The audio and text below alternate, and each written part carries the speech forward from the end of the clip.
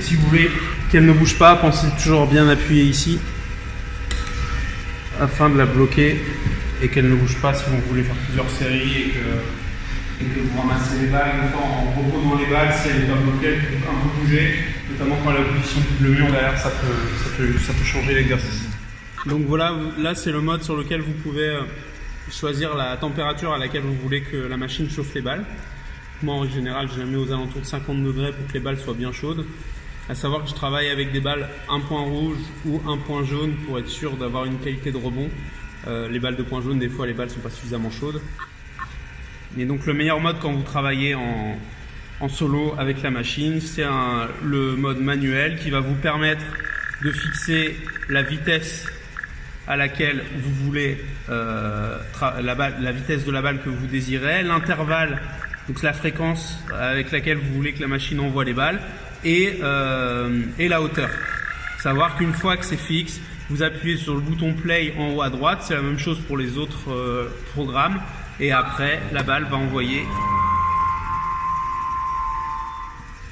Ce mode va vous permettre de bosser l'incertitude sur la vitesse et l'élévation, donc la hauteur de la balle. En effet, je vais pouvoir paramétrer ici des balles qui vont aller plus ou moins vite, et si je monte ici au niveau de l'élévation, je vais pouvoir avoir des balles qui sont plus ou moins hautes. Attention, les limites de ce mode sont que si vous ne faites pas attention, vous pourrez avoir par moment des balles qui vont être basses et lentes, et surtout des fois des balles qui vont être hautes et rapides, et donc qui vont être difficilement jouables.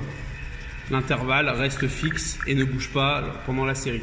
Ce mode nous permet toujours pareil, de pouvoir travailler sur l'intervalle en incertitude entre les moments où la machine va envoyer 2 balles consécutives en établissant un nombre de balles par cycle.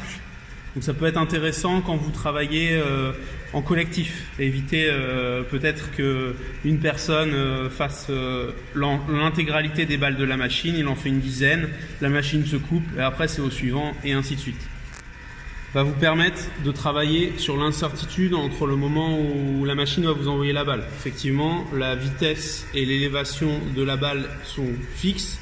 Par contre, l'intervalle, c'est-à-dire le moment entre la machine qui va envoyer 2 balles consécutives, peut varier. En effet, là, je l'ai paramétré de manière à ce que ça oscille entre 3,5 secondes et 7 secondes. Donc le joueur sera en attente au niveau du T et ne saura pas quand la balle va partir. Ça lui permet de travailler la prise d'information et donc l'incertitude.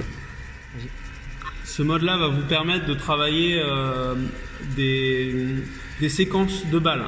Un peu comme le mode decay, vous allez pouvoir définir le nombre de balles que vous voulez jouer par série. La vitesse, l'intervalle et la hauteur, comme sur tous les programmes, va être fixe. Vous n'allez pas pouvoir la mettre en incertitude. Par contre, pour travailler par série, c'est intéressant parce que je définis le nombre de balles et j'impose une période de récup entre les séries avant que ça reparte sur une autre série.